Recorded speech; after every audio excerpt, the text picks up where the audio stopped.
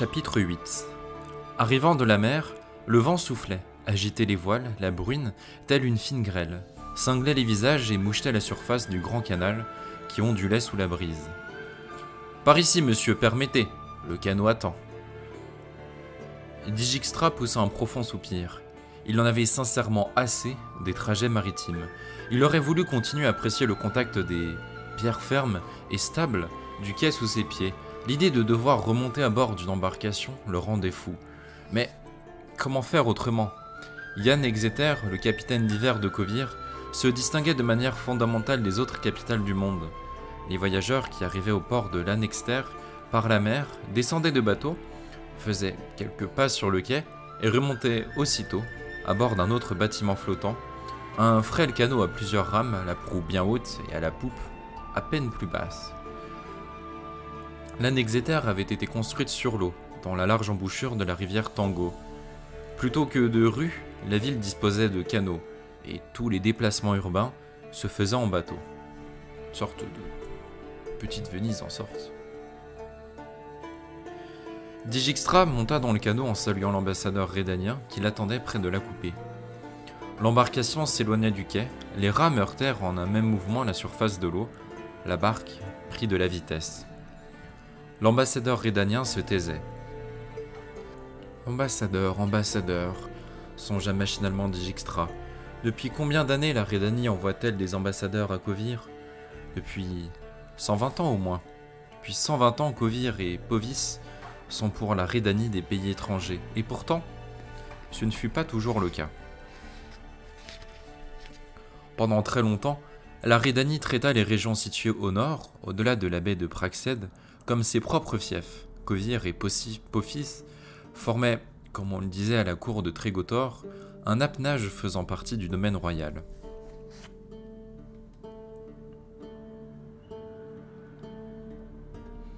Les comtes apaganés qui y régnèrent successivement étaient appelés des Trojedoniens, car ils descendaient ou affirmaient descendre d'un ancêtre commun, le prince Trojedan. Le dit prince était le propre frère du roi de Rhédanie, Radovid Ier, celui qu'on appellera plus tard Radovid le Grand. Dans sa jeunesse déjà, le prince Trojedan était un homme lascif et particulièrement détestable. Songer à ce qu'il deviendrait en grandissant donnait la chair de poule. Le roi Radovid détestait son frère comme la peste. Sur ce point, au moins, d'autres partageaient son sentiment. Afin de se débarrasser de lui, de l'éloigner le plus possible, il lui octroya en apanage le comté de Kovir, province la plus éloignée qui soit, de Trétogor. Officiellement, le comte apagané Trojedan était le vassal de la Rhédanie, mais un vassal atypique, sans aucune charge, sans aucune obligation féodale. Ma foi, elle ne lui même pas prêté serment. On exigea exclusivement de lui qu'il promette d'être sage.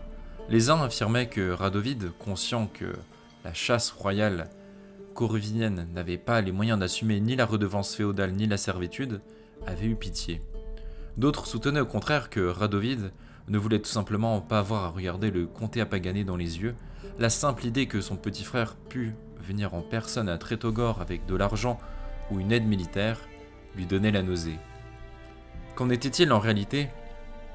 Personne ne le savait. Mais, quoi qu'il en soit, les choses demeurèrent en l'état.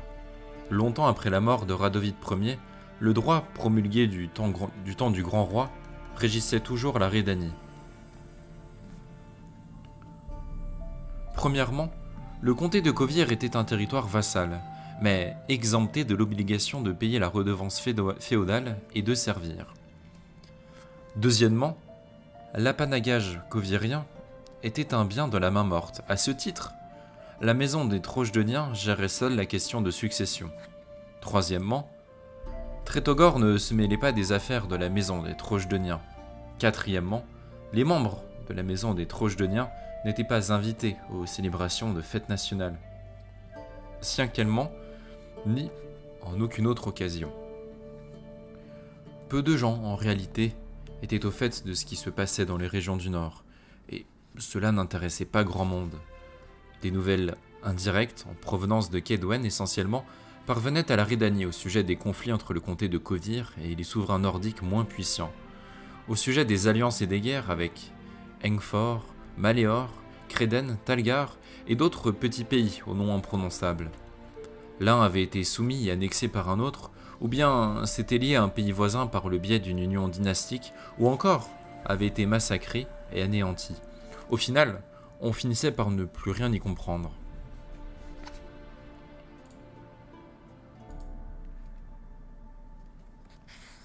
Les nouvelles sur les guerres et les affrontements attirèrent tout de même dans le nord toute une nuée de bretteurs, de bagarreurs, de chasseurs de primes et autres esprits agités et cupides à la recherche de moyens de subsistance. Cela arrivait de tous les coins du monde, même de contrées aussi reculées que Sintra ou la Rivie. Mais il s'agissait en grande majorité de citoyens de Rhédanie et de Kedwen. Surtout de Kedwen, d'où partaient des divisions entières de cavalerie. La rumeur disait même qu'à la tête de l'une de ces divisions se trouvait la célèbre Aiden, la fille rebelle, illégitime, du monarque de Kedwen.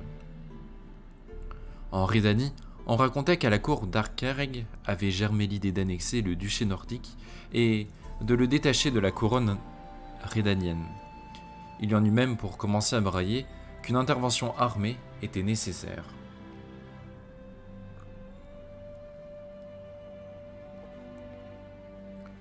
Trétogor, cependant, fit ostensiblement savoir que le Nord ne l'intéressait pas. Comme le confirmèrent les juristes royaux, le principe de réciprocité était de rigueur. L'apaganage covirien n'ayant envers la couronne aucune obligation, la couronne n'avait pas à aider Covir, d'autant que le comté n'avait jamais demandé aucune aide. En attendant, grâce aux armées qui se constituaient dans le nord, les provinces de Covir et de Povis devenaient de plus en plus fortes et puissantes. Peu nombreux alors étaient ceux qui en étaient informés. Le signe le plus évident de la montée en puissance du Nord était un commerce à l'exportation de plus en plus actif. Durant des dizaines d'années, on ne cessa de répéter que cette contrée reculée avait pour seule richesse le sable et l'eau de mer. Cette plaisanterie cessa d'être amusante lorsque des fonderies et les salines du Nord eurent pratiquement monopolisé le marché mondial du verre et du sel. Il dit ça en mode c'est incroyable, mais en même temps, t'as du sable et de l'eau, donc tu peux faire que du verre, quoi.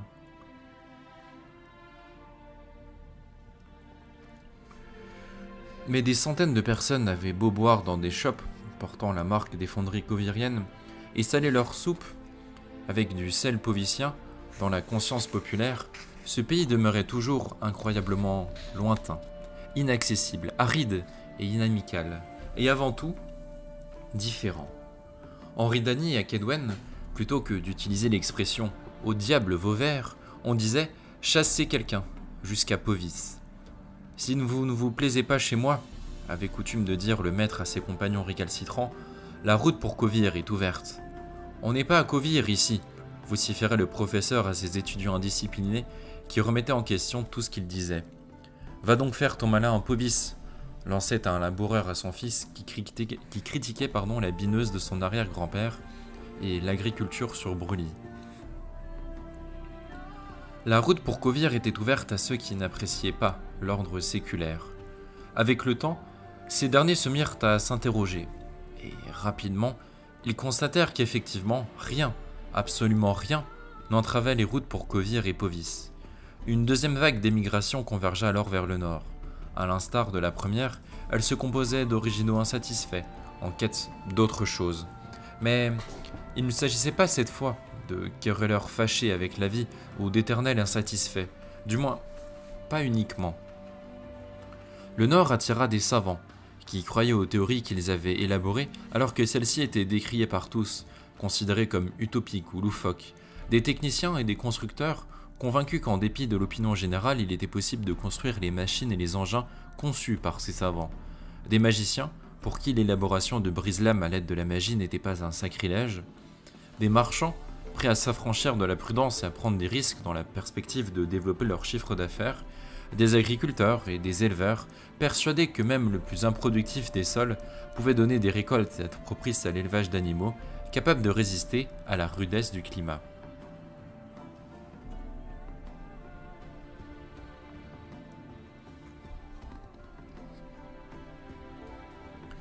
Le nord attira également des mineurs et des géologues qui voyageaient dans l'austérité apparente des montagnes sauvages et des roches de Kovir, le signe infaillible que leur sous-sol renfermait de grandes richesses, car la nature aime l'équilibre. Et ils avaient vu juste. Le sous-sol des terres du Nord renfermait bien des richesses. Un quart de siècle plus tard, Kovir extrayait autant de minerais que la Rhédanie, Aedirn et Kedwen réunis. Seul Mahakam faisait mieux que Kovir dans le secteur du minerai de fer, mais Kovir envoyait à Mahakam des transports de métal servant à réaliser des alliages. Kovir et Povis détenaient un quart du marché mondial de l'argent, du nickel, du plomb, de l'étain et du zinc, la moitié du marché mondial du cuivre et du cuivre natif, les trois quarts de celui du manganèse, du chrome, du titane et du tungstène, autant de métaux ne se présentant que dans leur forme native, platine, féorarum, céribolite et dimérite. Et plus de 80% de la production mondiale d'or. Avec cet or, Kovir et Povis importaient les denrées alimentaires, qui leur faisaient défaut. Le rude climat du Nord ne permettait pas toutes les cultures, et les minerais absents de leur sous-sol. Et toute autre marchandise qu'elles ne produisaient pas, non pas par impossibilité ou incapacité, mais parce que ça ne valait pas le coup. N'importe quel artisan de Kovir ou de Povis, fils ou petit-fils de l'émigrant arrivé dans les territoires du Nord quelques décennies plus tôt, son baluchon sur le dos, gagnait à présent 4 fois plus que son confrère de Rhédanie ou de Témérie.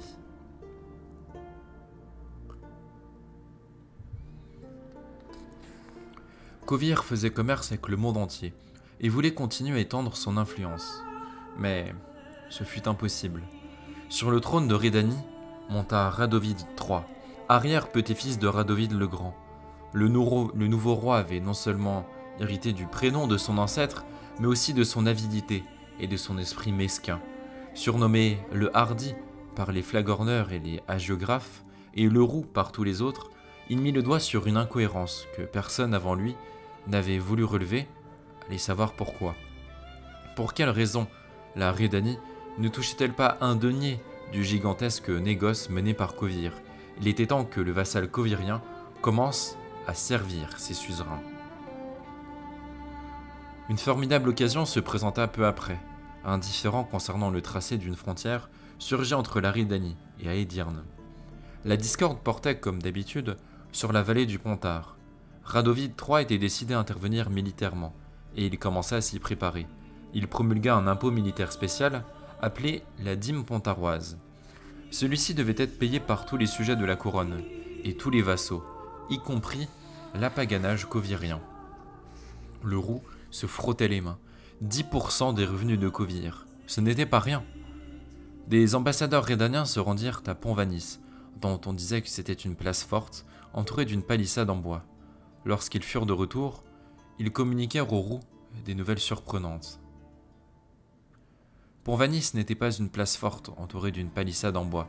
C'était en réalité une ville énorme, la capitale d'été du royaume de Kovir, dont le souverain, le roi Géodivus, envoyait au roi Radovid, par l'intermédiaire des ambassadeurs, la réponse suivante. Le royaume de Kovir n'est le vassal de personne. Les prétentions et les revendications de Trétogor sont infondées et s'appuient sur une lettre morte qui n'a jamais eu force de loi. Les rois de Trétogor n'ont jamais été les suzerains des seigneurs de Kovir, car les seigneurs de Kovir, il sera facile de le vérifier dans les annales, n'ont jamais payé de tribut à Trétogor, n'ont jamais rempli d'obligations militaires envers elle, et, plus important encore, n'ont jamais été invités aux cérémonies données en l'honneur des fêtes nationales, ni à aucune célébration.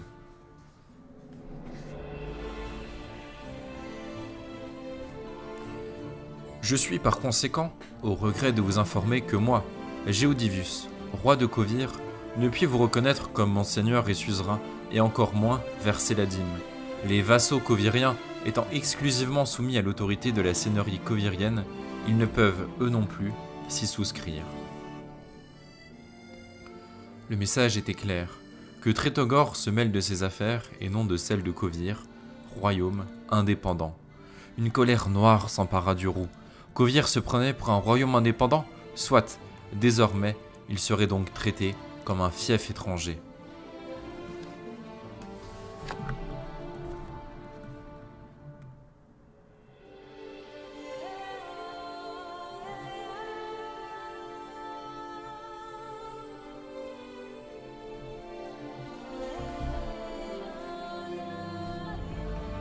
La Rhédanie, ainsi que Kaedwen et la Témérie, que le roux avait ralliés à sa cause, adoptèrent des mesures de rétorsion et des droits de douane exorbitants à l'encontre de Kovir. Tout marchand kovirien faisant route vers le sud devait, de gré ou de force, exposer toute sa marchandise dans l'une des villes de Rhédanie et la vendre, ou alors rebrousser chemin. La même suggestion était imposée aux marchands des lointaines régions du sud qui s'apprêtaient à se rendre à Kovir. Sur les marchandises que Kovir transportait par la mer, sans accoster dans les ports rhédaniens ou témériens, la Rhédanie exigea des taxes scélérates. Les bateaux koviriens étaient bien décidés à ne pas payer, seuls ceux qui ne parvenaient pas à s'enfuir assez vite versaient la somme exigée. Ce jeu du chat et de la souris, commencé sur la mer, s'acheva par un incident. Alors qu'il tentait d'arrêter un marchand kovirien, un patrouilleur rhédanien prit feu, attaqué par 2 frégates koviriennes venues en renfort. Il y eut des victimes. C'en était trop. Radovid le Roux décida de mater son vassal insoumis une bonne fois pour toutes. L'armée de Rhédanie, forte de 4000 hommes, traversa la rivière Bras et un corps expéditionnaire de Kaedwen entra dans Kergon.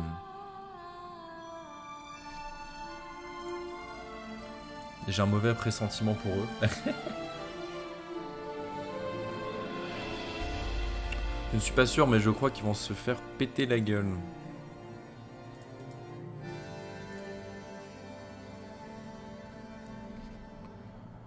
Une semaine plus tard, 2000 rescapés rhédaniens passaient la rivière Bras dans l'autre sens, tandis que les misérables survivants du corps Kaedwen se traînaient pour rentrer chez eux par les cols des montagnes du désert. Mais un autre objectif se profila bientôt, auquel contribua l'or des montagnes du Nord. L'armée permanente de Kovir était composée de 25 000 condottières, originaires des coins les plus reculés du monde, aguerris au combat professionnel. Ils vouaient une fidélité absolue à la couronne de Kovir en échange d'une solde particulièrement généreuse et d'une retraite garantie par contrat. Ils étaient prêts à tous les risques pour obtenir la prime, particulièrement généreuse elle aussi, accordée pour chaque bataille remportée. Ces riches soldats étaient par ailleurs menés au combat par des chefs expérimentés, capables et dotés eux aussi d'une belle fortune que le roux et le roi Benda de Kaedwen connaissaient fort bien. Il n'y avait pas si longtemps, ces mêmes hommes servaient dans leur propre rang avant de prendre subitement leur retraite pour se rendre à l'étranger. Le roux n'était pas stupide et savait tirer les leçons de ses erreurs. Il tempéra les généraux téméraires qui voulaient partir en croisade. Il ignora les marchands qui exigeaient un blocus alimentaire. Il amadoua Benda de Kaedwen qui réclamait vengeance pour l'extermination de son unité d'élite. Le roux entama des négociations, bravant l'humiliation. La pilule fut pourtant difficile à avaler, le roi de Kovir acceptant de discuter, mais chez lui, à l'Anexeter. « Vous viendrez cuire à mon four », songeait le roux, en rongeant son frein.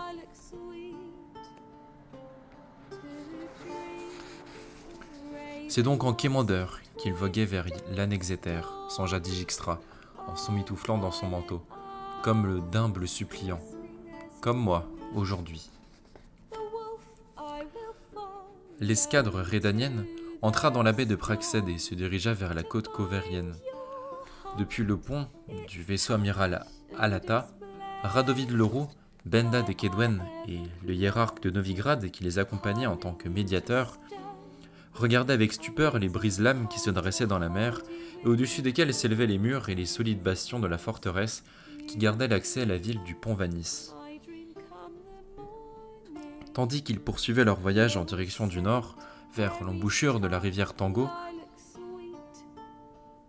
les rois voyaient se succéder les ports, les chantiers navals, les débarcadères. Devant leurs yeux ébahis, s'étendait une forêt de mâts et de voiles blanches à faire plisser les yeux. Ainsi qu'ils pouvaient le constater, Kovir possédait déjà son remède contre le blocus, les rétorsions et les guerres douanières. À l'évidence, la principauté était prête à régner sur les mers. L'Alata entra dans la large embouchure de la rivière Tango et jeta l'ancre dans les mandibules de pierre de l'avant-port. Mais un dernier voyage sur l'eau attendait les rois, à leur grand étonnement. La ville de l'Anexeter ne possédait pas de rues, mais des canaux, dont le grand canal, artère principale et pivot de la métropole, qui menait directement du port à la résidence royale. Les rois se retrouvèrent sur une galère décorée de guirlandes or écarlate et d'armoiries sur lesquelles le roux et Benda reconnurent avec stupéfaction l'aigle rédanien et la licorne kédouanienne. Naviguant le long du Grand Canal, les rois et leurs suites observaient et gardaient le silence. En réalité, il serait plus juste de dire qu'ils étaient sans voix. En découvrant la ville de leurs hôtes, ils se rendaient compte qu'ils n'avaient jamais su ce qu'étaient la richesse et l'apparat, l'opulence et le luxe. Ils découvraient les imposantes bâtisses de l'amirauté et le siège de la guilde marchande, les promenades inondées d'une foule colorée et richement vêtue. Ils voguaient entre des enfilades de splendides petits palais appartenant aux magnats locaux et de ravissantes maisons d'habitation, propriété des marchands, dont les façades somptueusement ornementées, quoique incroyablement étroites, se reflétaient dans l'eau du canal. L'étroitesse des façades avait une explication. Celle-ci était frappée d'un impôt, d'autant plus élevé que la façade était large. Sur les marches du palais royal Anzenad, la résidence d'hiver attenant au canal, le seul bâtiment à posséder une large façade, patientait déjà un comité d'accueil, dont le couple royal, le souverain de Kovir, Géodivus, et son épouse, Gemma. Le couple accueillit les nouveaux venus dignement, poliment, quoique d'une manière atypique. « Cher oncle, dit Géodivus en s'adressant à Radovid. « Cher grand-père, dit Gemma en souriant à Benda. Gédovius était de fait un Trojdien. Gemma, quant à elle, descendait, comme cela fut confirmé, de la rebelle Eiden, héritière illégitime des rois d'Ardkereg, qui s'était enfui de Kedwen. Ce rappel des liens de parenté égaya les humeurs et éveilla la sympathie, mais n'aida en rien les négociations. Dans le fond, cette rencontre n'avait rien d'une séance de négociation. Les enfants exposèrent brièvement leurs exigences. Les grands-pères les écoutèrent et signèrent le document que les héritiers nommèrent plus tard le premier traité d'Exeter. Pour le distinguer des traités conclus ultérieurement, on lui désigne aussi par les premiers mots de son préambule « Mare liberum apertum ».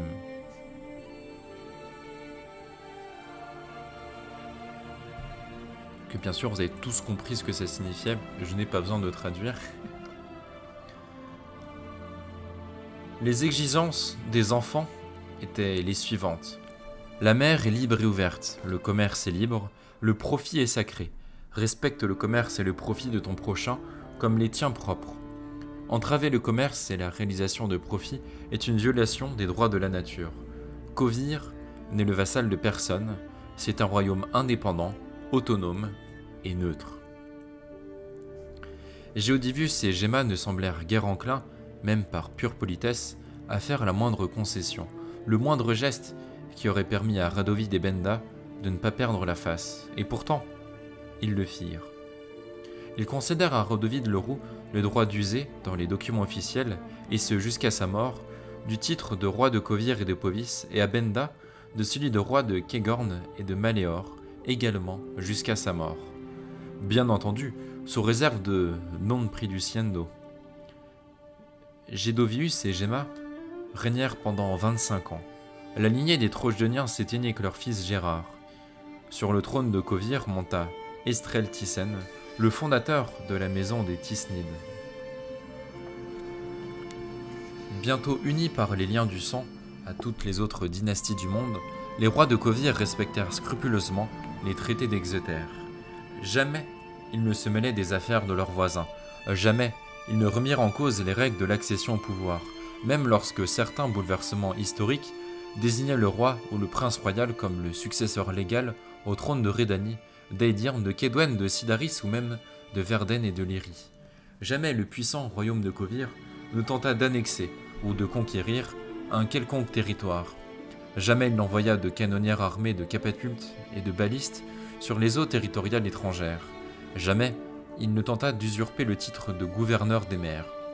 Kovir se contentait d'une mer libre et ouverte au commerce, Mare liberum apertum, et reconnaissait le caractère sacré du commerce et du profit.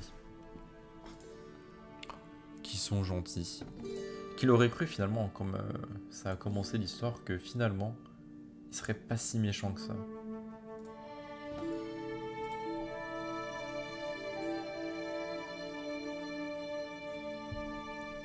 Ainsi qu'une neutralité absolue inébranlable. Dijkstra releva le col en fourrure de son castor de manteau, protégeant sa nuque du vent et des gouttes de pluie qui le transperçaient. Arraché à ses considérations, il regarda autour de lui. L'eau du grand canal paraissait noire. Sous cette pluie d'abat et au milieu de cette brume, le bâtiment de l'amirauté avait beau faire la fierté de l'Annexeter, il faisait, à présent, penser à une caserne. Même les petites maisons marchandes avaient perdu de leur magnificence habituelle, et leur façade étroite semblait plus étroite encore que d'ordinaire. D'ailleurs, peut-être le sont-elles par la peste, songea Dijkstra. Si le roi Estérad a augmenté les impôts, ces finauds de propriétaires se seront arrangés pour rétrécir leurs maisons. Ce temps pourri dure-t-il depuis longtemps, Excellence ? Demanda-t-il l'air détaché pour mettre fin au silence exaspérant. Depuis la mi-septembre, comte, répliqua l'ambassadeur. Depuis la pleine lune, un hiver précoce s'annonce. À Talgar, les premières neiges sont déjà tombées. Je croyais que les neiges ne fondaient jamais à Talgar, dit Dijkstra. L'ambassadeur le regardait, comme pour déterminer si l'espion plaisantait. À Talgar, l'hiver commence en septembre et s'achève en mai. À son tour, l'ambassadeur se fendit d'une plaisanterie. Les autres saisons sont le printemps et l'automne, sans oublier l'été. Habituellement, il commence le premier mardi après la nouvelle lune et dure jusqu'au mercredi matin. Dijkstra ne rit pas. Mais même là-bas, se renfrogna l'ambassadeur, voir de la neige fin octobre est un événement. L'ambassadeur, comme la majorité de l'aristocratie rédanienne, ne supportait pas Dijkstra. Il considère l'obligation d'accueillir et de recevoir le maître espion comme une offense personnelle, et le fait que le conseil de régence lui ait confié la responsabilité des négociations avec Kovir plutôt qu'à lui-même comme un affront mortel. Que lui, un descendant de la branche la plus fameuse de la famille des de Ruyter, compte depuis 9 générations, soit contraint de donner du compte à ce mufle doublé d'un parvenu, l'écœurait. Mais en tant que diplomate expérimenté, il cachait admirablement son ressentiment. Les rames montaient et descendaient en cadence. Le canot avançait prestement le long du canal. Ils passèrent, justement, devant le petit mais très élégant palais de la culture et des arts. « Naviguons-nous vers Eisenad ?»« Oui, comte, » confirma l'ambassadeur. « Le ministre des Affaires étrangères a fait clairement comprendre qu'il souhaitait vous voir dès votre arrivée. C'est pourquoi je vous mène directement à Eisenad. Je ferai ensuite envoyer un canot au palais, car je voudrais vous recevoir à souper. » Votre Excellence voudra bien me pardonner, l'interrompit Dijkstra, mais certaines obligations ne me permettront pas de profiter de son invitation. J'ai énormément d'affaires à régler et peu de temps pour le faire. Il me faut donc renoncer aux réjouissances. Nous souperons ensemble une autre fois, en des temps plus heureux, plus calmes.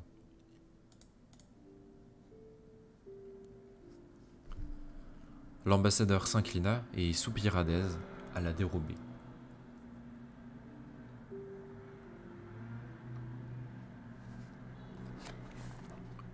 En sa qualité d'espion,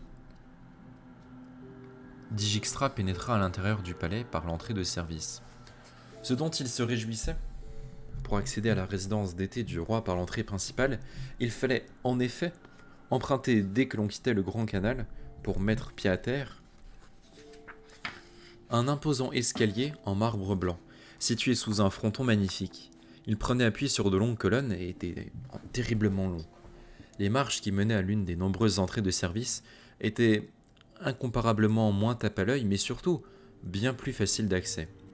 Malgré cela, Dijkstra en avançant se mordait les lèvres et pestait tout bas dans sa barbe, de manière à ne pas être entendu par les laquais et les majordomes qui l'escortaient.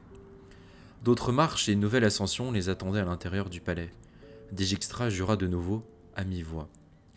Nul doute que l'humidité, le froid et l'inconfort du trajet en canot étaient pour quelque chose dans la douleur lancinante qui taquitait de nouveau sa jambe. Le souvenir de son os fracassé, guéri depuis par la magie, lui était fort déplaisant. Dijkstra grinça des dents. Il savait que le sorceleur, qui était responsable de sa souffrance, avait eu les os brisés, lui aussi. Il espérait de tout son cœur qu'il souffrait au moins autant que lui, et souhaitait ardemment qu'il en soit ainsi le plus longtemps possible. À l'extérieur, l'obscurité tombait déjà, et les couloirs d'Eisenad étaient sombres. Mais la route empruntée par Dijkstra guidé par un majordome silencieux, était éclairé par une rangée de bougies tenues par des laquais. Devant la porte de la salle où le conduisait le majordome, se tenaient des gardes munis de hallebardes, tendus et raides comme s'ils avaient des piqûres plantées dans le cul. Autour de la porte, les laquais avec leurs bougies étaient plus nombreux, et tant de clarté faisait presque mal aux yeux. Dijkstra était quelque peu étonné devant le faste déployé pour le recevoir.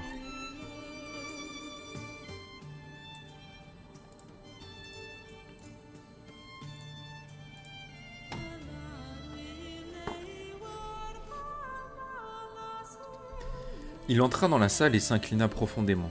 Toute trace d'étonnement avait disparu de son expression. « Viens nous saluer, Dijkstra » interpella Estreza de Thyssen, le roi de Kovir, Povis, Narok, Vélad et Talgar. « Ne reste pas sur le seuil, approche. Oublie l'étiquette. Il ne s'agit pas d'une audience officielle. »« Très chère madame. » D'un geste distrait de la tête, l'épouse d'Estérade, la reine Zuleka, répondit à la révérence pleine de respect de Dijkstra, sans interrompre ne fut qu'une seconde son crochet. Hormis le couple royal, il n'y avait pas âme qui vive dans l'immense salle.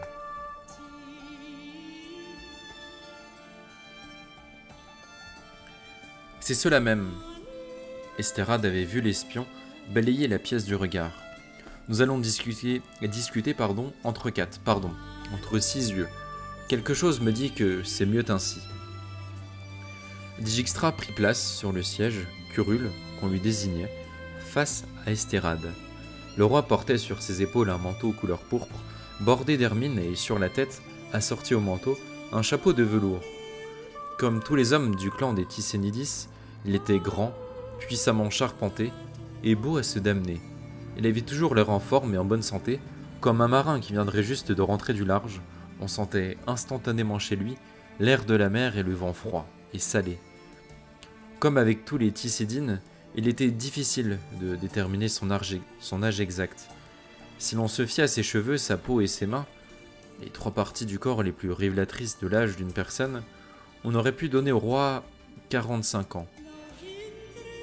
Dijkstra savait qu'il en avait 56. « Zuleka, dit le roi en se penchant vers sa femme, regarde-le, si tu ne savais pas que c'est un espion, y croirais-tu, toi ?» La reine Zuleka n'était pas très grande, plutôt replète et d'une laideur sympathique. Elle s'habillait à la manière typique des femmes sans attrait, c'est-à-dire avec des atours qui la vieillissaient terriblement, la faisaient ressembler à sa propre grand-mère. Elle ne portait que des robes amples, à la coupe imprécise, au ton dominant de gris et de brun, une coiffe héritée de ses aïeuls sur la tête. Elle n'usait d'aucun maquillage et ne portait aucun bijou. Le bon livre, énonça-t-elle d'un petit filet de voix tout mignon, nous enseigne de ne pas juger trop vite notre prochain, car nous serons aussi jugés un jour. Plaise à Dieu que ce ne soit pas sur les apparences. Estérade Thyssen enveloppa sa femme d'un regard plein de tendresse. Il était de notoriété publique qu'il l'aimait d'un amour sans limite, qui n'avait pas faibli d'un iota en 29 ans de mariage. Au contraire, il brûlait d'un feu de plus en plus intense et limpide. Estérade, à en croire la rumeur, n'avait jamais trahi Zuleka. Dijkstra n'y croyait pas trop, même si ses 3 tentatives pour présenter au roi, ou plutôt glisser dans ses draps, de très belles agentes prétendant au rôle de favorite et formidable source d'information, n'avaient rien donné. « Je n'aime pas tourner autour du pot, dit le roi. C'est pourquoi je vais te révéler sur le champ la raison pour laquelle j'ai décidé de te parler en personne. En réalité, il y en a plusieurs. Premièrement, je sais que tu ne recules pas devant la corruption. En règle générale, j'ai une confiance absolue en mes fonctionnaires, mais pourquoi les mettre à rude épreuve, les soumettre à la tentation? Quel dessous de table avais-tu l'intention de proposer à mon ministre des Affaires étrangères? 1000 couronnes de Novigrad, rétorqua l'espion sans ciller. S'il avait marchandé, je serais monté jusqu'à 1500. C'est pour ça que je t'aime, déclara Estérade après quelques secondes de silence. T'es un incorrigible salopard. Tu me rappelles ma jeunesse, je te regarde et je me vois au même âge. Dijkstra remercia le roi d'un salut. Il n'avait que 8 ans de moins que le roi. Estérade, il en était persuadé, le savait pertinemment.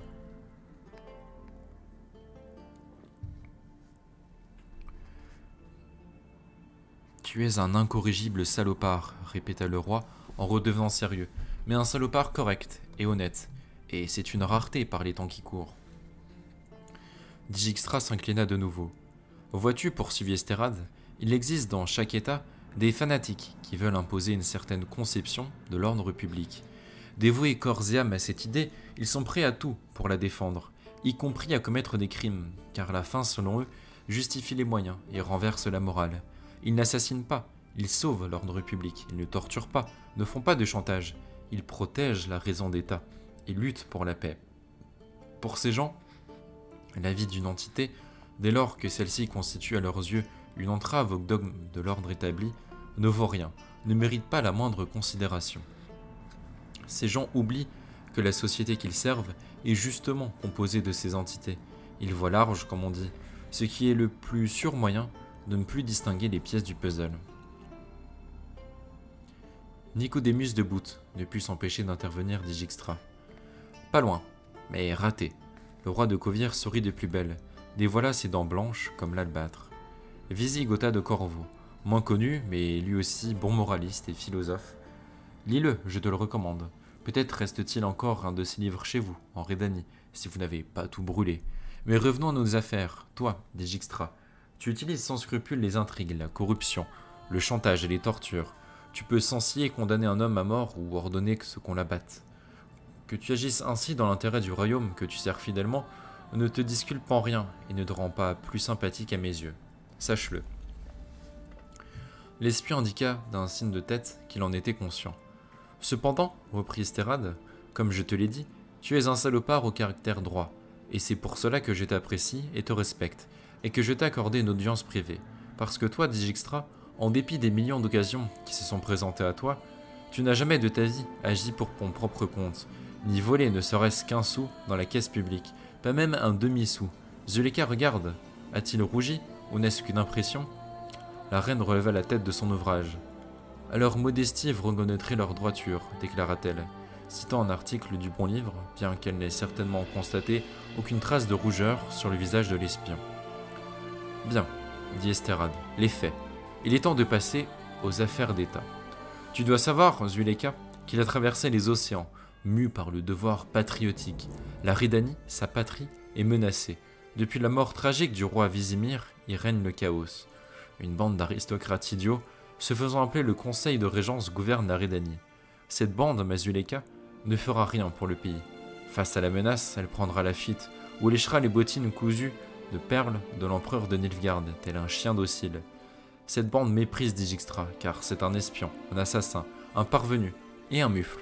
Mais c'est bien lui, c'est bien Dijkstra, qui a traversé les océans pour sauver la Rédanie, démontrant ainsi qu'il y était réellement attaché.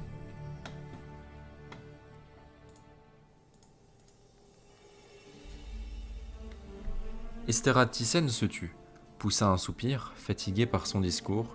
Il repositionna son chapeau d'hermine pourpre, qui était retombé un peu trop bas sur son front.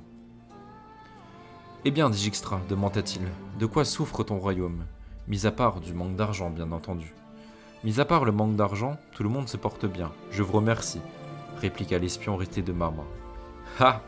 Le roi, en riant, avait basculé la tête, et il dut de nouveau remettre son chapeau en place, celui-ci ayant encore une fois glissé sur son front. « Je saisis. »« Oui, je saisis, reprit-il, et j'applaudis à l'idée. Lorsqu'on a de l'argent, on peut se procurer des médicaments, et ainsi venir à bout des maux qui nous accablent. Le tout est d'avoir de l'argent. Or, vous n'en avez pas, sinon tu ne serais pas ici. Ai-je correctement compris les choses? Impeccablement. Combien vous faut-il? Je serais curieux de le savoir. Oh, 3 fois rien. 1 million de besants. Tu dis que c'est 3 fois rien? D'un geste exagéré, Esterad Thyssen se prit la tête entre les mains. Aïe aïe aïe aïe aïe. Voyons, cette somme est une bagatelle pour votre majesté, marmotta l'espion. Une bagatelle? Le roi lâcha son chapeau et leva les mains au ciel. Entends-tu, Zuleika? Il ose qualifier 1 million de besants de bagatelle? Aïe aïe aïe aïe aïe. Tu te rends compte, Dijkstra, qu'entre avoir 1 million et ne pas avoir 1 million, il y a une différence de 2 millions? Je comprends que toi et Philippe Eilhart recherchez activement des moyens de vous défendre face à Nilfgaard, mais que voulez-vous donc faire? Acheter Nilfgaard tout entier ou quoi? Dijkstra ne répondit pas. Zuleka crochetait avec opiniâtreté. Pendant un instant, Esterad fit mine d'admirer les nymphes nues du plafond. « Allez, viens, dit-il, en faisant signe à l'espion et en se levant brusquement.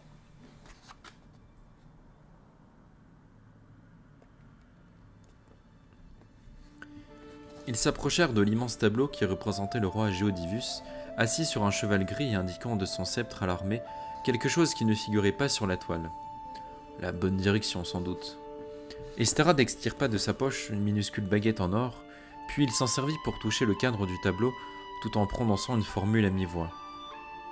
Gédovius et le cheval gris disparurent pour laisser place à une carte du monde en relief.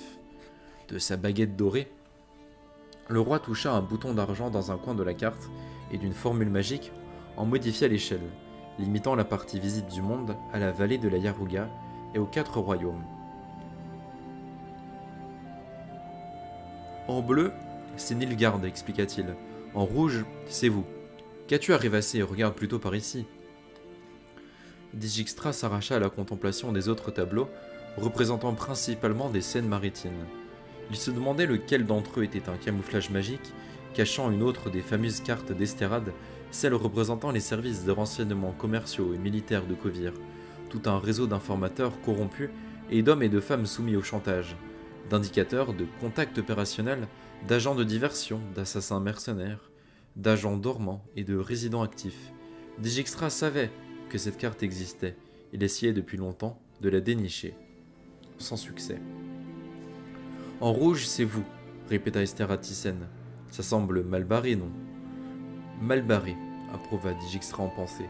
Ces derniers temps, il avait étudié de nombreuses cartes stratégiques, mais à présent, sur la carte d'Esterad, la situation semblait plus désastreuse encore. Les petits carreaux bleus s'ordonnaient et de terribles mâchoires de dragon prêtes à happer tout le monde. À tout moment, les petits carreaux rouges et à les briser entre leurs crocs. Esterad Thyssen cherchait du regard ce qui pourrait lui servir de règle pour désigner des points sur la carte. Finalement, il retira de la panoplie la plus proche une rapière ornementale. Nilfgaard, commença-t-il, en se servant de la rapière, a attaqué la Lyrie et à Edirne, utilisant l'offensive sur le front frontalier de Glettfiding comme casus belli. Je ne chercherai pas ici à déterminer qui a réellement attaqué Glevitsin, ni sous quelle couleur, pas plus que je ne chercherai à découvrir combien de temps exactement s'est écoulé entre les mouvements armés d'Emir et le lancement d'une entreprise similaire, orchestrée cette fois par Aedirn et la Témérie. Je laisse cela aux historiens. Je m'intéresse davantage au présent et à l'avenir. À l'heure actuelle, Nilfgaard stationne à Dol Angra et à Edirne, couvert par une zone tempo sous la forme de dominion elfique à Dol Blatan, faisant frontière commune avec cette partie d'Aedirne que le roi Enzelt de Kedwen, pour parler par métaphore, arracha de la bouche d'Emir pour la lui dévorer lui-même.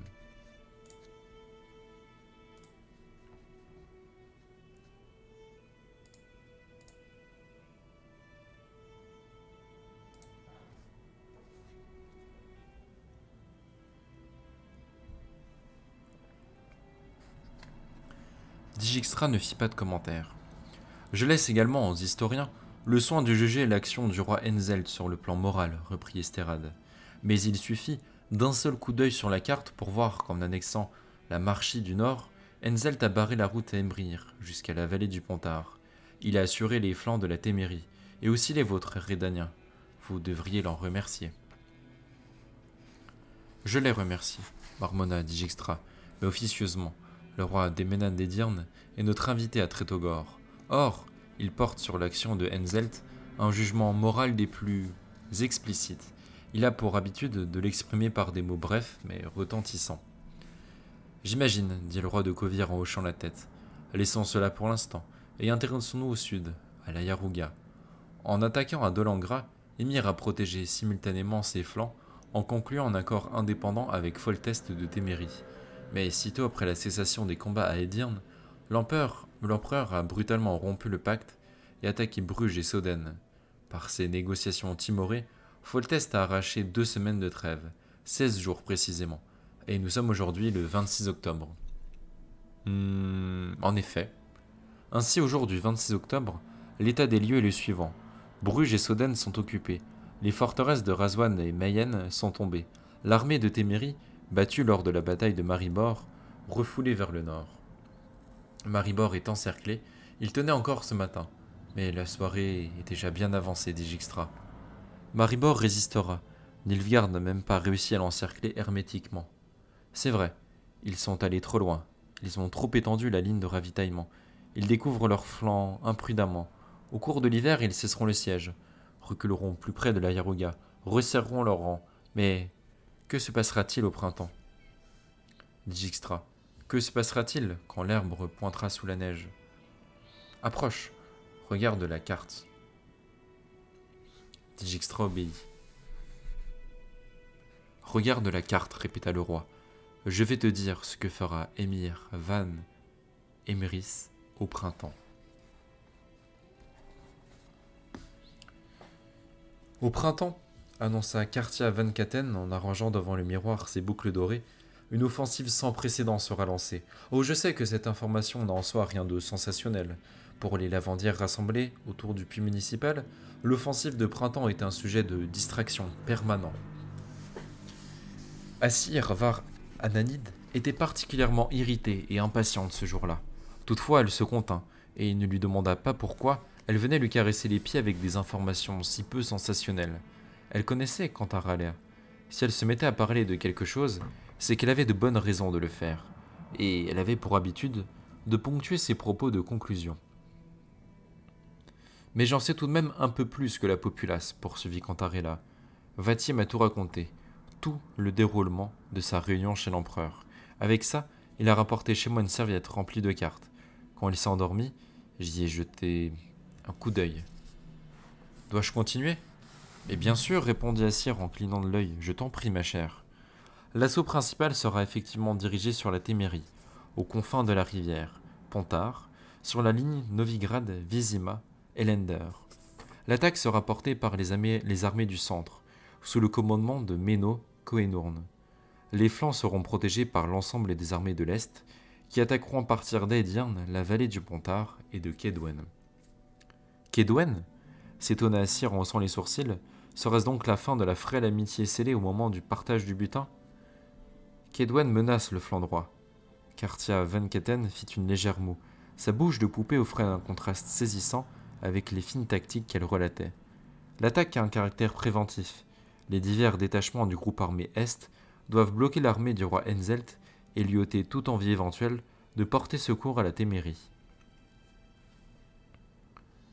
Le groupe opérationnel spécial Verden, reprit la blonde, frappera à l'ouest avec pour mission de neutraliser Sidaris et de fermer hermétiquement le périmètre autour de Novigrad, Gorvelen et Vizima, car l'état-major estime indispensable d'investir ces trois forteresses.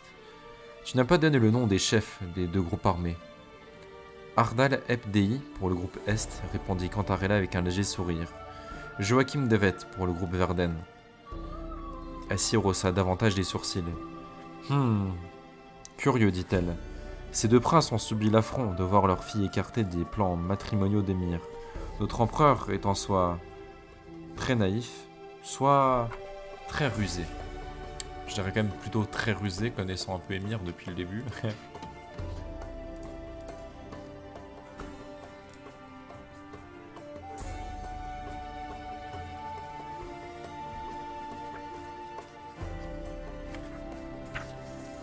Si Émir a appris quelque chose au sujet de la conspiration des ducs, affirma Cantarella, ce n'est pas par va-pied.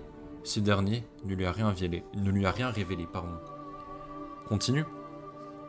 Il s'agira d'une offensive d'une envergure jamais atteinte à ce jour. En comptant les détachements du front, les réservistes, les services de renfort et de l'arrière, plus de 300 000 hommes, parmi lesquels des elfes bien entendu, participeront à l'opération. Quand doit-elle débuter? La date n'est pas encore fixée. Le problème majeur est l'approvisionnement, qui lui-même dépend de l'état des routes. Or, personne ne peut prévoir quand cessera l'hiver. Qu'est-ce que Vati a dit d'autre? Il s'est plaint, le pauvre, répondit Cantarella en souriant, dévoilant ses jolies quenottes. L'empereur l'a de nouveau invectivé et admonestié, en public, toujours au sujet de la mystérieuse disparition de Stefan Skellen et de l'ensemble de son détachement.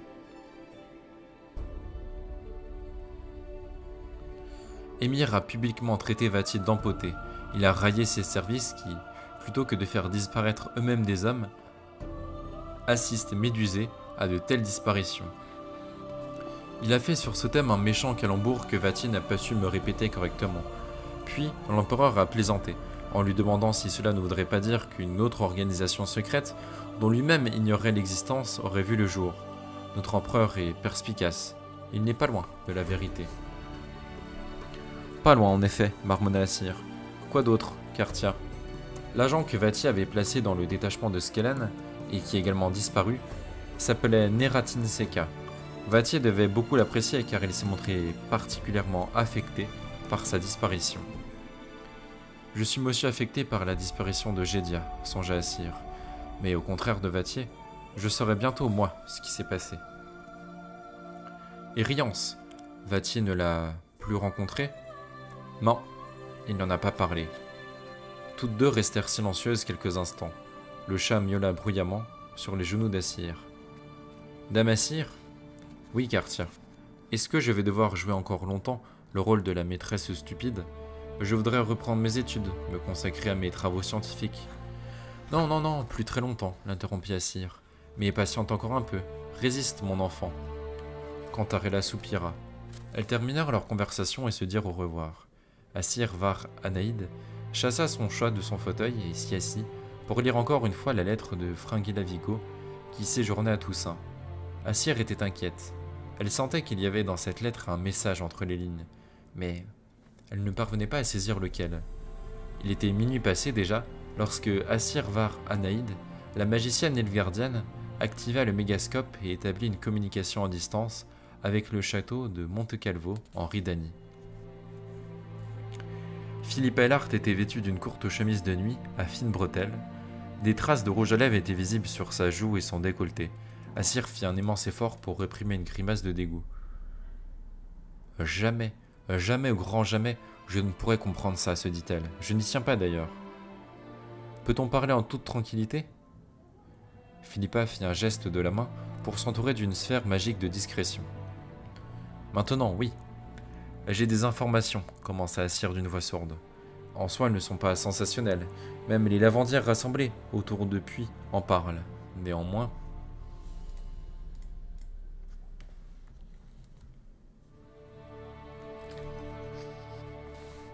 À l'heure actuelle, déclara Esterad Thyssen, les yeux rivés sur sa carte, la Rhédanie peut mobiliser 35 000 soldats, dont 4 000 cuirassés à cheval. Même en comptant large, l'issue du combat ne fait aucun doute. Dijkstra hocha la tête, le calcul était d'une précision absolue. Des Maven des Mèves avaient une armée identique. Émir les a écrasés en 26 jours. La même chose se passera avec les armées de Rhédanie et de Témérie, si vous ne vous renforcez pas. Je soutiens votre idée à toi et Philippa Eilhart. Il vous faut des armées, il vous faut des escadrons de cavalerie combatifs aguerris et bien équipés, et l'argent pour financer le tout, soit un petit million de besants. L'espion confirma d'un signe de tête qu'à ce calcul non plus, il n'avait pas objecté. Cependant, comme tu le sais certainement, poursuivit le roi d'un ton sec, Kovir a toujours été neutre et le restera. Nous sommes liés à l'empire de Nilfgaard par un traité signé jadis par mon grand-père, Esteril Thyssen, et l'empereur Fergus Var Emrys. Le caractère de ce traité ne permet pas à Kovir de soutenir les ennemis de Nilfgaard, que ce soit en leur fournissant une aide militaire directe ou en leur prêtant l'argent nécessaire pour former une armée. Lorsque Émir Var Emrys aura étouffé la Témérie et la Rhédanie, rétorqua Dijkstra après s'être raclé la gorge, alors il regardera plus au nord. Émir ne se contentera pas de ce qu'il a. Il se pourrait alors que votre traité ne vaille plus tripette. Rappelez-vous que Foltès de Témérie, que nous venons d'évoquer, par ses accords avec Nilfgaard, il a réussi à s'acheter à peine 16 jours de trêve. Oh mon cher, s'écria Esterad froissé, on ne peut argumenter de cette façon. Il en va des traités comme des mariages. On ne les conclut pas avec l'idée de les trahir, et une fois qu'ils sont conclus, on ne s'encombre pas de soupçons. Quant à ceux à qui cela ne plaît pas, ceux-là n'ont qu'à éviter de se marier, car on ne peut être cocu si l'on n'est pas marié. mais reconnaît que la peur d'être cocu a quelque chose de pitoyable et constitue une piètre excuse pour ne pas s'engager. Dans le mariage, on ne passe pas son temps à s'interroger sur la possible infidélité de l'autre. Tant que l'on ne porte pas de cornes, on n'envisage pas l'éventualité d'en porter peut-être un jour. Et quand on les porte finalement, il n'y a plus rien à dire de toute façon. Tiens, puisque nous en sommes à parler cornes, comment se porte l'époux de la belle Marie, le marquis de Mercey, le ministre rédanien du Trésor? Son Altesse royale, dit Dijkstra en s'inclinant roidement, a des informateurs à faire pâlir d'envie l'espion que je suis. Effectivement, reconnut le roi, tu serais étonné si tu connaissais leur nombre et leur fiabilité, mais tu n'as pas à rougir des tiens non plus. Je parle de tous ceux qui sont ici dans mon palais, ainsi qu'à Pont-Vanis. Ils méritent toutes la plus haute note. Je t'en donne la parole.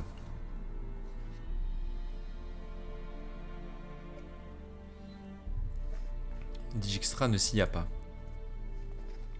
Émir Var Emrys, poursuivit Esterade en regardant les nymphes au plafond, dispose également de quelques bons agents bien placés. C'est pourquoi, je le répète, la raison d'état de Kovir reste la neutralité, et son principe pacta sunt servanda. Le royaume de Kovir n'auront pas les contrats qu'il a signés, pas même en vue de parer à la possible rupture des 10 contrats par l'autre parité. Je me permets de faire remarquer, énonça Dijkstra, que la Rhédanie n'incite nullement Kovir à enfreindre les pactes qui la lient à d'autres puissances. En aucune façon, la Rhédanie ne sollicite de Kovir une union ou une aide militaire contre Nilfgaard. La Rhédanie souhaite simplement emprunter une petite somme d'argent qu'elle ne manquera pas de rembourser. J'ai déjà mon idée sur la façon dont vous allez nous rembourser, l'interrompit le roi. Mais tout cela n'est que pure rhétorique, puisque je ne vous prêterai pas le moindre denier. Et cela ne me régale pas d'une de tes casuites hypocrites, dit Dijkstra, car cela te va aussi bien qu'un bavard à loup. As-tu d'autres arguments, plus sérieux, intelligents et judicieux? Non, je n'en ai pas. C'est une chance que tu sois devenu espion, dit Esterade Thyssen au bout d'un instant de silence. Tu n'aurais pas fait carrière dans le négoce. Aïe. Coup dur. Coup dur, coup dur.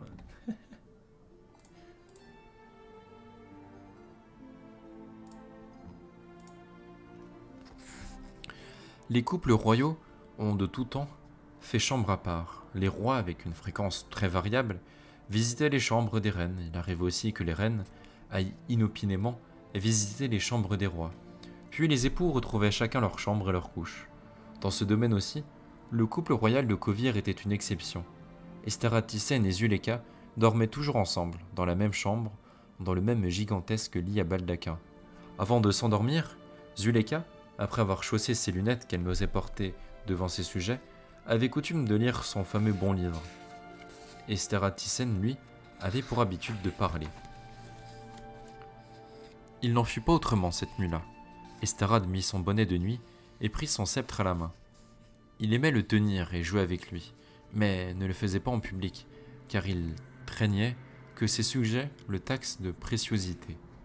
Tu sais, Zuleka, ces derniers temps, je fais des rêves pas trop étranges. Cela fait plusieurs nuits d'affilée déjà que je rêve de ma sorcière de mer. Elle est debout près de moi et répète « J'ai une femme pour Tancrède, j'ai une femme pour Tancrède ».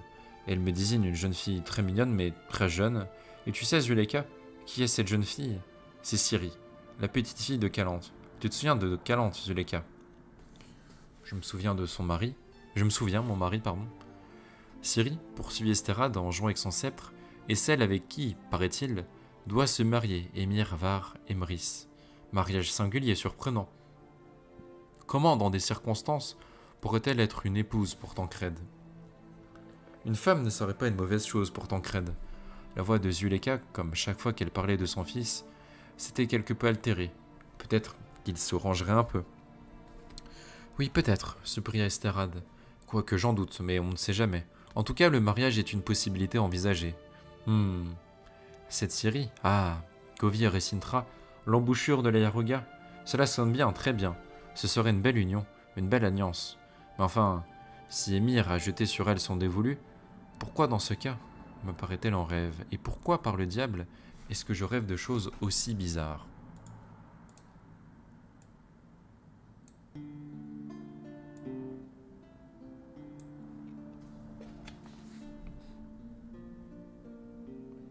La nuit de l'équinoxe, tu te souviens quand je t'ai réveillé? Brrr, quel cauchemar! Je suis content de ne plus me rappeler les détails. Peut-être devrais-je appeler un astrologue, une devineresse, un médium? Dame Sheila de Tancarville est à l'Annexeter. Non, grimaçait le roi, je ne veux pas de cette magicienne, elle est trop maligne. C'est une deuxième Philippa Eilhart que j'ai dans mon royaume. Ces femmes sont trop attirées par le pouvoir. Il est hors de question de leur donner du grain à moudre en sollicitant leur faveur et en leur faisant des confidences. Comme toujours, tu as raison, mon mari. Mais ces rêves... Le bon livre raconte, dit Zuleika en feuilletant quelques pages, que lorsqu'on s'endort, les dieux nous ouvrent les oreilles et s'adressent à nous. Et le prophète Lébodia nous enseigne que lorsque nous rêvons, se dévoile à nous soit une grande sagesse, soit une incommensurable bêtise. Tout l'art consiste à faire la différence. L'idée d'un mariage entre Tancred et la fiancée de Émir ne témoigne pas véritablement d'une grande sagesse, soupira Esterade. Et, puisqu'on en parle, je serais plus ravi si la sagesse me visitait dans mes rêves. C'est au sujet de l'affaire pour laquelle Dijkstra est venu ici. Une affaire très compliquée, parce que vois-tu, ma très tendre Zuleika, il n'y a rien de réjouissant à voir Nilfgaard pousser vers le nord et se préparer à envahir Novigrad d'un jour à l'autre. Tout, y compris notre neutralité, pourrait être remis en question. Novigrad offrant de nouvelles perspectives qu'il était difficile d'envisager depuis le sud lointain. Il serait donc bon que la Rédanie et la Témérie tempèrent l'avancée de Nilfgaard, qu'ils contraignent les envahisseurs à reculer derrière la Yaruga. Mais est-ce une bonne chose que ce soit notre argent qui le leur permette? Est-ce que tu m'écoutes, Zuleika, femme la plus aimée de toutes? Je t'écoute, mon mari. Et qu'est-ce que tu en dis? Toute la sagesse est contenue dans le bon livre. Et ton bon livre conseille-t-il quoi faire lorsqu'arrive un Dijkstra et qu'il exige de toi 1 million?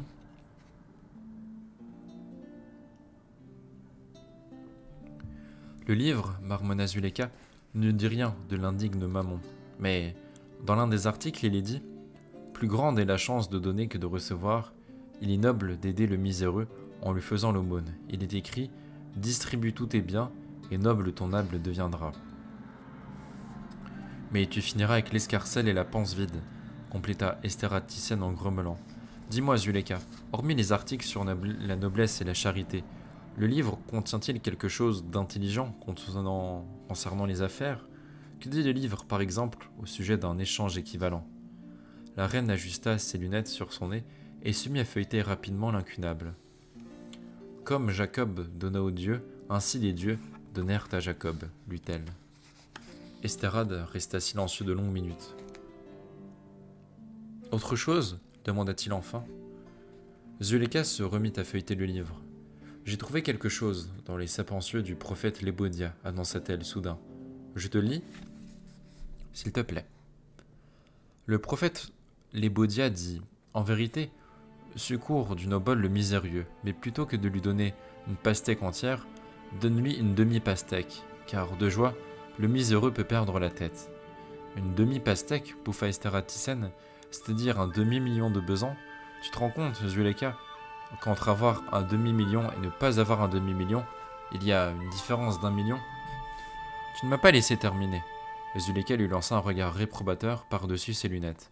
Le prophète dit plus loin, mieux vaut encore donner aux miséreux un quart de pastèque, car en vérité, je vous le dis, il se trouvera toujours quelqu'un prêt à partager une pastèque avec le miséreux.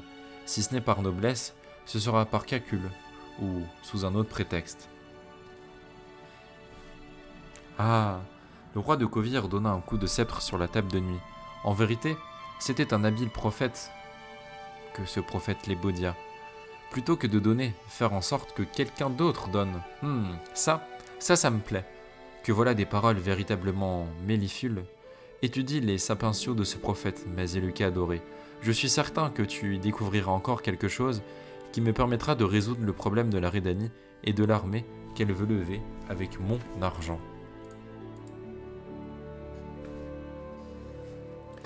Zeluka feuilleta le livre un long moment, avant de se remettre enfin à lire. Un de ses élèves demanda un jour au prophète Lébodia. « Dis-moi, maître, comment procéder? Voici qu'un de mes voisins souhaite avoir mon chien préféré. Si je lui donne mon chien chéri, mon cœur va éclater en chagrin. Si en revanche, je ne lui donne pas, je serai malheureux, car par mon refus, je causerai la peine de mon voisin. Pardon, que faire ?» As-tu, lui demanda le prophète, quelque chose que tu aimes moins que ton chien chéri? Oui, maître, répondit l'élève. J'ai un chat polisson, un insupportable destructeur, et d'ailleurs, je ne l'aime pas du tout. Alors le prophète dit à l'élève, prends donc ces chat polisson, insupportable destructeur, et offre-le à ton voisin. Tu te sépareras de ton chat et rendras heureux ton voisin, car il en est le plus souvent ainsi. Le proche souhaite non pas le cadeau en lui-même, mais qu'il lui soit offert, simplement. Estérade resta silencieux un certain temps, les sourcils froncés. Zéluka, demanda-t-il enfin, s'agit-il bien du même prophète? Prends donc ces chat polisson. J'ai bien entendu, tonna le roi, avant de se radoucir aussitôt. Pardonne-moi, ma très tendre. Le fait est que je ne comprends pas très bien ce qu'un chat a...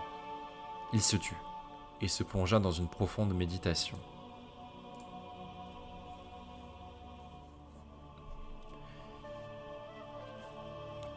« 85 ans plus tard, la situation ayant évolué de telle sorte que l'on pouvait dorénavant parler en toute liberté, Giscard Vermulen, duc de Créden, petit-fils d'Estérade Thyssen et fils de sa fille aînée Godmunda, parla. Le duc Giscard était déjà un vénérable vieillard, mais il se souvenait parfaitement des événements dont il avait été le témoin. C'est lui qui révéla d'où provenait le million de besants qui avait permis à la Rhédanie de constituer sa cavalerie pour s'opposer à Nilfgaard. Ce million ne provenait pas des caisses de Kovir, comme on le présumait, mais de celles du hiérarque de Novigrad. Estérade Thyssen, arrivé à Giscard, avait obtenu l'argent de Novigrad en récompense de sa contribution à l'essor des sociétés de commerce maritime, qui commençaient alors à fleurir.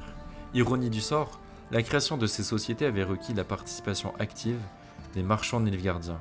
Des révélations du vénérable duc, il résultait donc que la réorganisation de l'armée rhédanienne avait été assurée, dans une certaine mesure, par Nilfgaard lui-même. Ce qui est du coup assez cocasse, on va être d'accord.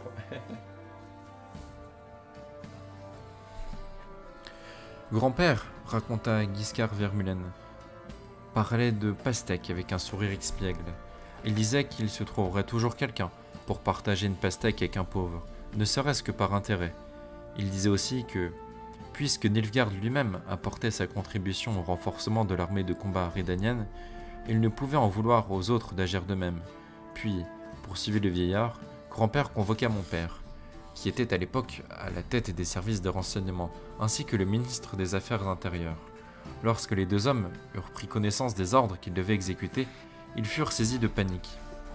Le roi leur demandait de repatrier plus de 3000 hommes qui avaient été soit exilés, soit envoyés en prison ou dans les camps d'internement. Plus d'une centaine d'arrestations nationales devaient être annulées. Il ne s'agissait pas uniquement de bandits, de simples criminels ou de condottières mercenaires. La grâce concernait avant tout des dissidents. Parmi les graciés se trouvaient des fidèles du roi Ride, qui avaient été renversés, et des hommes de l'usurpateur Idiego. Ces fervents opposants au pouvoir en place ne comptaient pas que de simples discoureurs. La plupart étaient en prison pour diversion, attentats, mutinerie armée. Le ministre des Affaires intérieures était affolé, papa très inquiet. Puis, se souvint le duc, grand-père se mit à rire, comme s'il venait de faire une bonne blague, et il dit, je me souviens encore de chacune de ses paroles. Il est grand dommage, messieurs, que vous n'ayez coutume de lire le bon livre sur l'oreiller. Si vous le lisiez, vous comprendriez le plan de votre monarque. Alors, qu'ainsi, vous allez exécuter des ordres sans les comprendre. Mais ne vous inquiétez pas, en vain ni à l'avance. Votre monarque sait ce qu'il fait. Maintenant, allez et libérez tous mes chats polissons. Tels sont les mots exacts qu'il a employés. Ce que personne ne pouvait savoir à l'époque, c'est que ces chats polissons allaient devenir nos futurs héros, couverts de gloire et d'honneur. Les chats de mon grand-père furent plus tard de célèbres condottiers. Adam Adieu Pangrate, Lorenzo Mola, Juan Frontino Gutiérrez et Julia Abate Marco, qui fut connu en Rhédanie sous le nom de Doué Tourneau. Vous les jeunes, vous ne les connaissez pas, mais de mon temps, quand on jouait à la guerre, chaque gamin voulait être Adieu Pangrate et chaque fillette Julia Doué Tourneau. Et dire que, pour mon grand-père, c'était des chats polissons. Plus tard, marmotta Giscard Vermulen, grand-père me prit par la main. et m'emmena sur la terrasse où grand-mère Zeluka nourrissait les mouettes. Grand-père lui dit: Le vieillard tenait à grand-peine de se remémorer les paroles que le roi Esterhatysen, quelques 80 ans auparavant, avait dites à sa femme, la reine Zeluka, sur la terrasse brûlante du palais Ezenad, près du grand canal.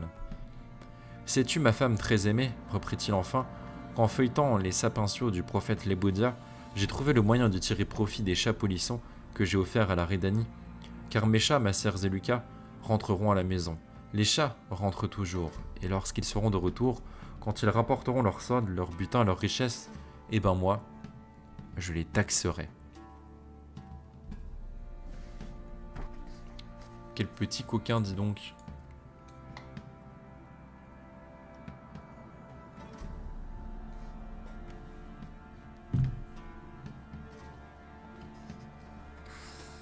Lorsque le roi Esterhatysen discuta pour la dernière fois avec Dijkstra, c'était seul à seul, sans Zeluka. Sur le sol de la gigantesque salle, il y avait bien un petit garçon, âgé vraisemblablement d'une dizaine d'années, qui jouait au soldat de plomb, mais il ne comptait pas. Par ailleurs, il était tellement absorbé dans son jeu qu'il ne prêtait aucune attention aux deux hommes. « C'est Guiscard, » expliqua Esterhad en désignant le gamin d'un signe de tête.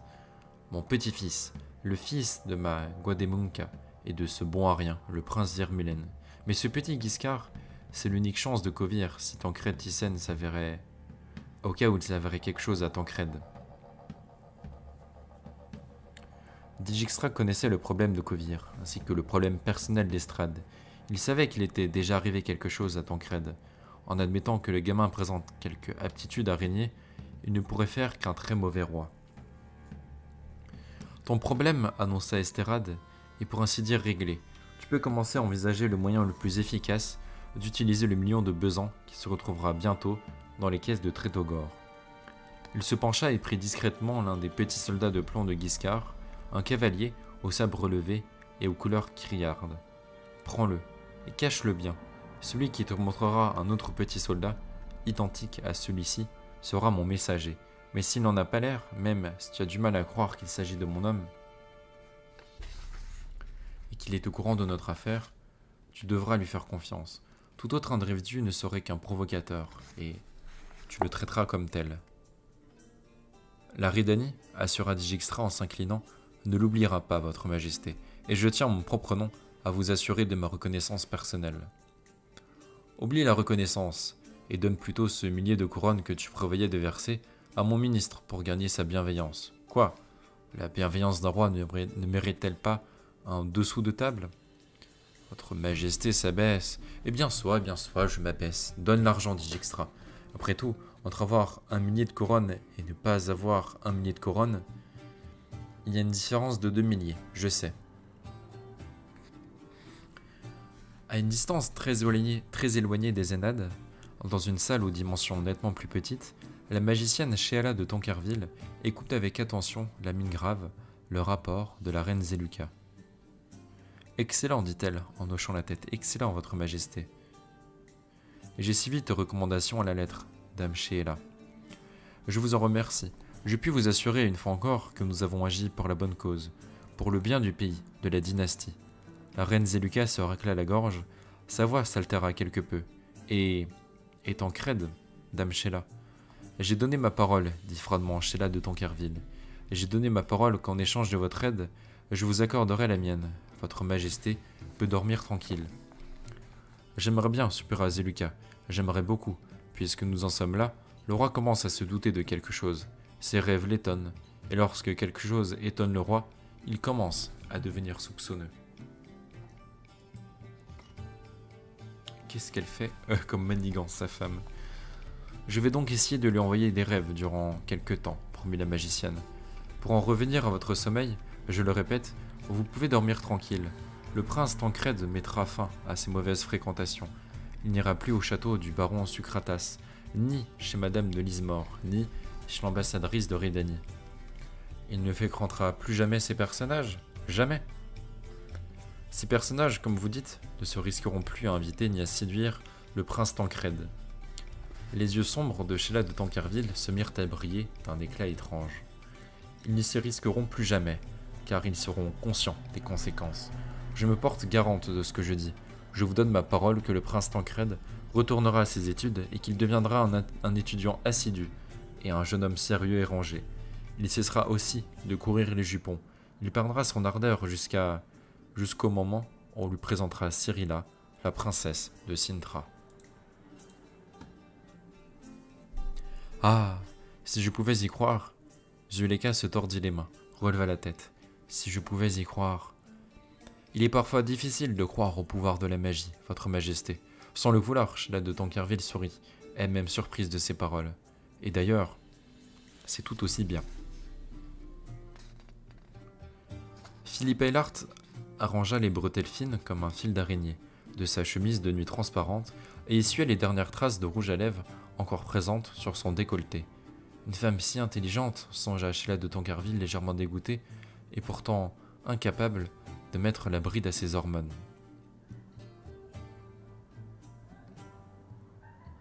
Peut-on discuter ? Philippa s'entoura d'une sphère de discrétion. Maintenant oui, à Kovir tout est réglé, pour le mieux. Merci. Dijkstra a-t-il déjà repris la mer ? Pas encore. Pourquoi tarde-t-il tant ? Il partage de longues conversations avec Estera Thyssen, répondit Sheila de Tancarville. En faisant la lippe, le roi et l'espion se sont étrangement pris d'amitié l'un pour l'autre.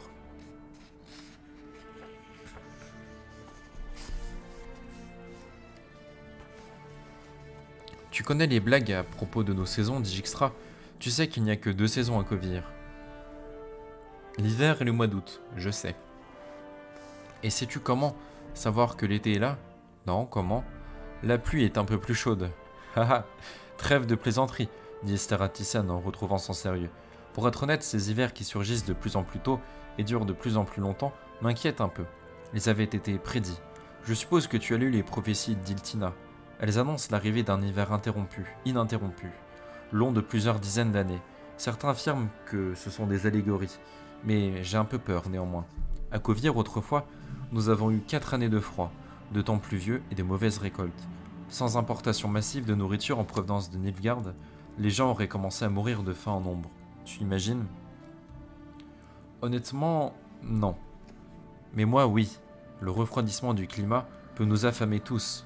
À la fin est un ennemi contre lequel il est bigrement difficile de lutter. L'espion hocha la tête, pensif. Dijkstra, votre majesté, le calme est-il revenu en Rhédanie, à l'intérieur du pays ? Pas totalement, mais je m'y efforce. Je sais, ça fait grand bruit. De tous ceux qui ont trahi sur Taned, seul Vilgerfort est encore en vie. Maintenant que Yennefer est morte, oui. Savez-vous, votre majesté, que Yennefer a péri ? Elle a disparu le dernier jour du mois d'août, dans des circonstances énigmatiques, dans les célèbres abysses de Sedna, entre les îles Skellige et le cap Pex de Mar. Yennefer de Vengerberg n'était pas une traîtresse, dit Esterade d'une voix lente. Elle n'était pas la complice de Vilgefortz. Si tu le souhaites, je te fournirai des preuves de ce que j'avance. Je ne le souhaite pas, rétorqua Dijkstra, après avoir observé quelques secondes de silence. Peut-être que si, mais pas tout de suite. Pour l'instant, je préfère voir en elle une traîtresse. Je comprends. Ne fais pas confiance aux magiciennes, dit Dijkstra. À Philippa, surtout. Je ne lui ai jamais fait confiance. Mais nous devons collaborer. Sans nous, la Rhédanie plongerait dans le chaos et disparaîtrait. C'est vrai. Mais si je peux te donner un conseil, lâche un peu la bride. Tu sais de quoi je parle ? Des échafauds et des chambres de torture dans tout le pays. Des atrocités commises contre les elfes, et ce fort terrible, Drakenborg. Je sais que tu fais ça par patriotisme, mais tu te construis une légende d'homme mauvais. Tu y fais figure de loup-garou qui lape de sang les innocents. Quelqu'un doit le faire. Et ça doit retomber sur quelqu'un. Je sais que tu t'efforces d'être juste, mais enfin, tu ne peux éviter les erreurs, c'est impossible. On ne peut rester propre quand on barbote dans le sang. Je sais que tu n'as jamais porté préjudice à quelqu'un personnellement, mais qui le croira ? Qui voudra le croire ? Un jour prochain, on te rendra responsable de meurtre d'innocents, et on t'accusera d'en avoir tiré profit. Et le mensonge colle aux humains comme la poix. Je sais. Ils ne te laisseront pas la moindre chance de te défendre. On ne laisse jamais la moindre chance à des hommes de ton espèce. Ils t'endureront de poids, plus tard, après les faits. Fais attention, Dijkstra. Je fais attention. Ils ne mourront pas. Ils ont eu ton roi, Vézimir, mort d'un coup de stylet, d'après ce que j'ai entendu, enfoncé jusqu'à la garde dans les côtes. On atteint plus facilement un roi qu'un espion. Moi, ils ne mourront pas. Ils ne mourront jamais. Et c'est tant mieux. Sais-tu pourquoi, Dijkstra? Parce que, en ce monde, il faut qu'il y ait une certaine justice, bon sang. Un jour viendra où il se rappellerait cette conversation, l'un comme l'autre, le roi et l'espion. À Trétogor, tandis qu'il tendrait l'oreille à l'affût des pas des assistants, des assassins arrivant de tous côtés, par tous les couloirs du palais, Dijkstra se remémorerait les paroles d'Estérade. Estérade, quant à lui, se souviendrait des paroles de Dijkstra sur les majestueuses marches du marbre menant d'Enzad au Grand Canal. Il aurait pu lutter. Le regard voilé, Guiscard Vermulen plongeait dans les limbes de ses souvenirs. Ses assaillants n'étaient que 3. Grand-père était un homme fort. Il aurait pu lutter, se défendre jusqu'au moment où la garde serait accourue. Il aurait pu aussi se sauver tout simplement. Mais il y avait grand-mère Zéluka. Grand-père ne songeait qu'à protéger Zéluka. Il ne pensait pas à lui. Lorsque les secours arrivèrent enfin, Zéluka n'avait pas même une égratignure. Estérade, quant à lui, avait essuyé plus de 20 coups. Il mourut 3 heures plus tard, sans avoir repris connaissance. As-tu jamais lu le bon livre? Dijkstra. Non, votre majesté, mais je sais ce qu'il contient. Figure-toi que j'ai l'ouvert hier au hasard, et je suis tombé sur cette phrase. Chacun suivra la route de l'éternité en montrant ses propres marches et en portant son propre fardeau. Qu'en penses-tu? Le temps pour moi est venu, roi Estérade. Le temps est venu de porter mon propre fardeau. Porte-toi bien, espion. Portez-vous bien, roi Estérade. Après être partis de la place forte de l'antique et célèbre cité d'Azengard, nous avons parcouru environ 600 altés vers le sud pour rejoindre une contrée dénommée les 100 lacs. Si l'on admire ce pays du haut des collines, on y découvre une infinité de lacs formant des motifs de diverses formes, comme si une main d'artiste les avait à dessein disposés de la sorte. L'elfe Avalak, notre chef, nous a demandé de rechercher parmi ces formes un lac qui ressemblerait à un trèfle. Et pour tout dire, nous l'avons repéré, mais bientôt. Il a paru qu'il était formé non de 3, mais de 4 lacs, car l'un d'eux, d'une forme un peu allongée, qui s'étirait du sud vers le nord, était comme le pédicule de ce trèfle. Ce lac, nommé Tarnmira, d'une forêt noire, était environné, et sur sa limite nord devait, paraît-il, s'ériger un donjon secret, appelé Tour de l'Hirondelle, en langage elfique, Tor Zirael. Cependant, de prime abord, nous ne vîmes rien du tout, hormis le brouillard. Je m'apprêtais déjà à entretenir l'elfe Avalak de la dite tour, lorsque ce dernier nous fit signe de nous taire, avant de nous tenir ce langage. Attendre et espérer. L'espoir renaîtra avec la lumière et un bon présage. Observez attentivement l'immensité des eaux et vous y verrez les messagers de la bonne nouvelle. Buvec Blacusen, pérégrination sur les routes et les endroits magiques. Et c'est sur cette... ce livre n'est qu'une mystification du début à la fin. Les ruines près du lac Tarnmira ont été sondées à plusieurs reprises. Contrairement aux énonciations de B. Backinson, elles ne sont pas magiques. Il est donc impossible qu'elles constituent les restes de la légendaire Tour de l'Hirondelle. Ars Magica, édition 14. Et c'est sur ces élucubrations sur la Tour de l'Hirondelle que se termine ce chapitre 8. J'espère qu'il vous a plu. Pour YouTube, on se dit à très vite.